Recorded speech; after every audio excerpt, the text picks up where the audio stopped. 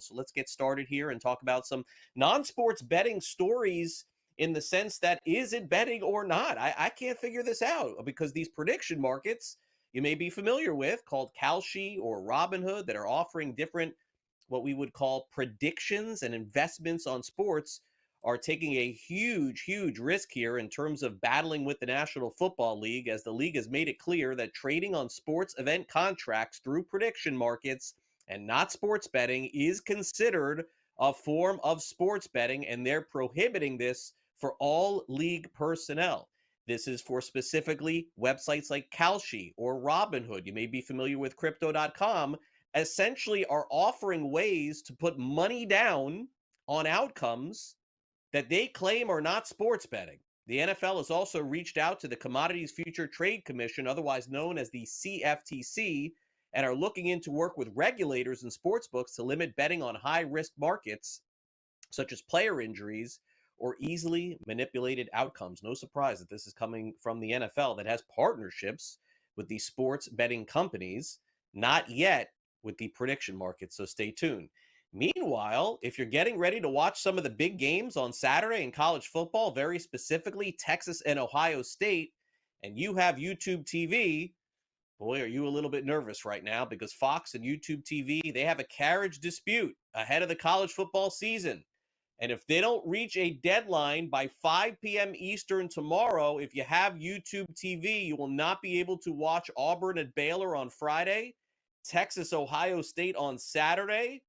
And who knows, would this linger into the NFL season beginning next week? Got to get that thing figured out. We've seen this happen before, so we'll have to hope that things get resolved. Meanwhile, the NCAA and Venmo, for those of you who have used that website before, the app to send money to different people, they're working together to try and make sure that athletes are not harassed via Venmo.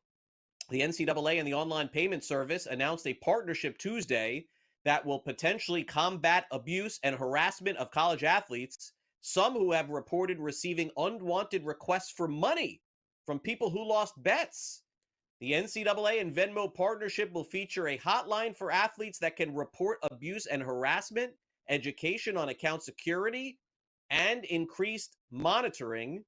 The reporting hotline was announced on Tuesday. I can tell you this is a very easily problem solved. Folks, if you have Venmo, make your account private. The end.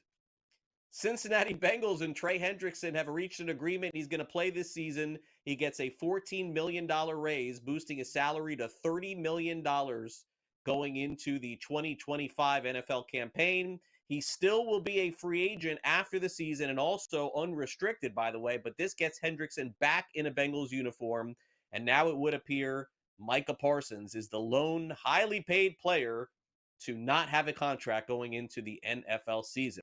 Now, with the 53-man rosters in the National Football League set to be completed today, we've seen a number of releases and trades. The Browns have traded Kenny Pickett, solving that four-quarterback situation.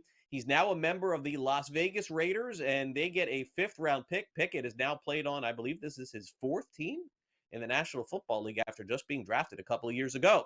Amari Cooper was the lone wide receiver free agent on the market, and on the market no longer. He signs a one-year deal with the Las Vegas Raiders. Meanwhile, his teammate, Jacoby Myers, asked for a trade. Not sure if one thing has anything to do with the other. I guess we will see. Joe Mixon will miss the first 4 games of the upcoming Texans season, leaving running back duties to Nick Chubb, it looks like, to start the year. And the Browns also released veteran wide receiver Deontay Johnson, who was trying to make the club after a couple of disappointing seasons in the National Football League, one with the Carolina Panthers.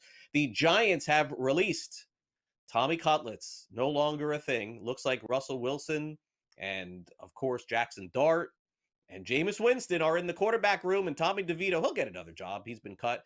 Greg Dulcich has been let go. He led the league in preseason touchdowns. He was also a tight end for the Giants. And Tajay Spears, the backup running back to Tony Pollard in Tennessee, was placed on injured reserve with a high ankle sprain, so he's going to miss a big chunk of the NFL season. Stay tuned, folks. A lot more cuts and a lot more trades coming ahead of this deadline. We'll break it all down for you on tomorrow's show.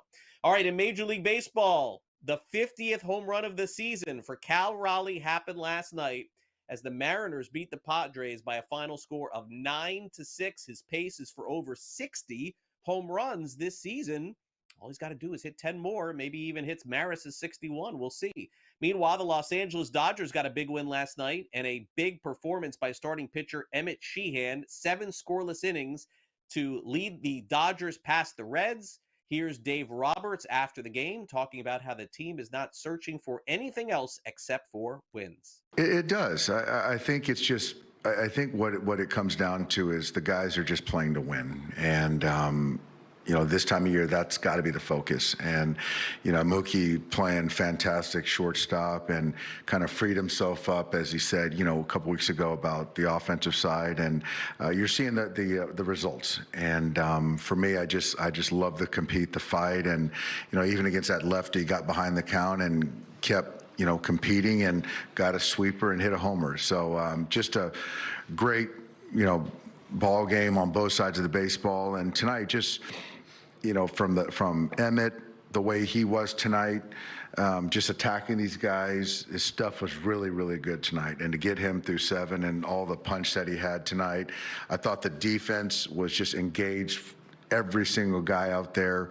I thought the offensive at-bats, 1 through 9 were great. And it's just, I mean, it's probably one of the better games, complete games we've played in months for me. And I'm really, really excited about the way we played tonight.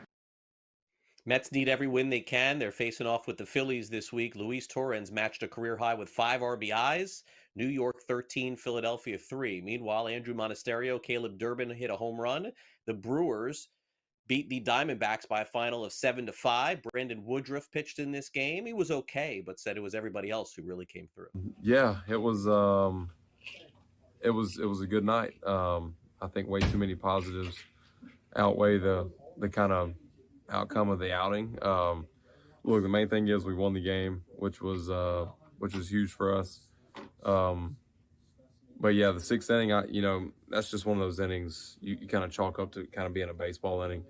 And I haven't had one of those up until this point. I was throwing the ball well and just had some things not go my way there. Even the hit bat, the Perdomo hit by pitch there was, you go back and look at it, it's borderline a strike call, and he's just on top of the dish. That didn't go my way. And then you got the swing and bunt and just kind of things started kind of unraveling there. And then I made one mistake in the middle of the plate and it cost me those runs. But heck, what do you do? I threw the ball extremely well. We got the win, which was important. And you just move on to the next one, chalk that one up as a baseball inning and move on.